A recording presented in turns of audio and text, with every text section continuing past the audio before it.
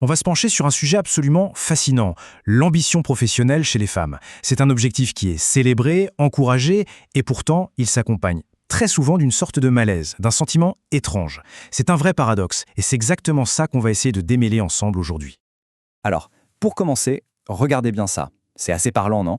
Pour décrire exactement le même trait de caractère, les mots qu'on utilise sont complètement différents. Un homme, c'est un leader, une femme, elle est autoritaire. Il est déterminé, elle est agressive. On sent tout de suite qu'il y a une tension, quelque chose qui coince dans notre vision collective. La vraie question, c'est donc pourquoi? Pourquoi est-ce que l'ambition au féminin semble déranger? Et ce n'est pas une question nouvelle, loin de là. C'est en fait le point de départ d'une thèse en psychanalyse publiée au Québec en 2005 qui va nous servir de fil rouge pour cette exploration. Et pour tenter de résoudre ce mystère, il faut d'abord faire un petit voyage dans le temps. Parce que les premiers indices, ils se cachent dans l'histoire, et dans le poids d'un seul mot, ambition. C'est fou quand on y pense, non? La définition même du mot porte en elle quelque chose de négatif. On parle d'un désir excessif, immodéré. Et ses contraires, humile, modeste, simple. Le mot lui-même sous-entend déjà une sorte de transgression, une rupture avec ce qui est considéré comme bien. Et cette méfiance ne date pas d'hier. Déjà au XVIIe siècle, un penseur comme Blaise Pascal opposait l'amour et l'ambition comme deux forces puissantes, certes, mais qui risquaient de s'annuler l'une l'autre. Ça a posé les bases d'un conflit qui, on va le voir, est encore bien présent. Mais attention, ce conflit n'est pas juste resté une idée philosophique. Pendant des siècles, il a été inscrit noir sur blanc dans la loi, créant un énorme bagage historique et un chemin semé d'embûches pour les femmes. Cette frise, elle illustre parfaitement cette lutte.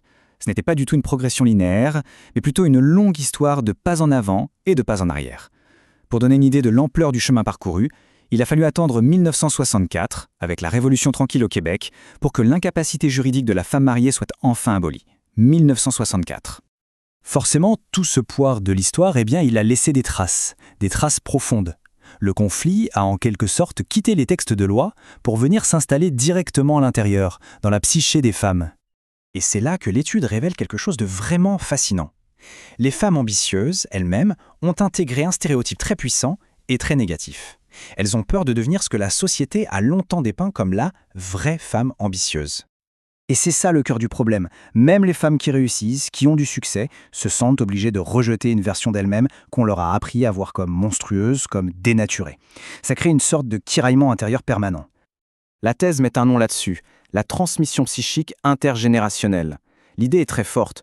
Souvent, l'ambition d'une fille est en fait la concrétisation d'un rêve qui lui a été transmis par sa mère et avant ça par sa grand-mère, des femmes qui n'ont tout simplement pas eu les mêmes chances. Bon, maintenant qu'on a posé toutes ces bases, on a les pièces du puzzle. On peut enfin revenir à notre question de départ et comprendre pourquoi cette ambition est si complexe. La thèse nous donne 4 clés de lecture. La toute première clé, c'est la facette la plus visible du paradoxe. Cette croyance culturelle, très tenace, qui veut qu'une femme ne puisse pas s'investir à fond dans une carrière et tant dans une famille sans que l'un des deux domaines en pâtisse. Il faudrait choisir. Deuxième clé. L'ambition n'est donc pas toujours juste une question d'argent ou de statut. Pour certaines femmes, c'est un outil psychologique très puissant pour se construire, pour réparer une estime de soi qui a pu être abîmée. Troisièmement, et c'est un point qu'on a déjà un peu effleuré, Ça change complètement la perspective. Un objectif de carrière qui semble personnel devient en fait une sorte de mission qui nous dépasse avec un poids historique. Ça ajoute une sacrée couche de pression, mais aussi de sens. Et enfin, la 4e et dernière clé. Et celle-ci, elle est absolument cruciale. Et voilà le grand basculement. L'ambition, ce n'est plus un plus, une option. C'est devenu une composante essentielle de ce que signifie être une femme au XXIe siècle, au même titre que l'amour ou la maternité. Alors, où est-ce que ça nous mène? Eh bien, après des siècles de lutte, l'ambition fait maintenant partie intégrante de l'identité féminine. Super! Sauf que les conflits historiques et psychologiques, eux, ne se sont pas évaporés comme par magie. Ce qui nous laisse avec une dernière question, assez vertigineuse. Maintenant qu'on comprend mieux les racines profondes de ce paradoxe, que faut-il faire pour que la société et pour que les femmes ambitieuses elles-mêmes puissent enfin faire la paix avec leur propre succès?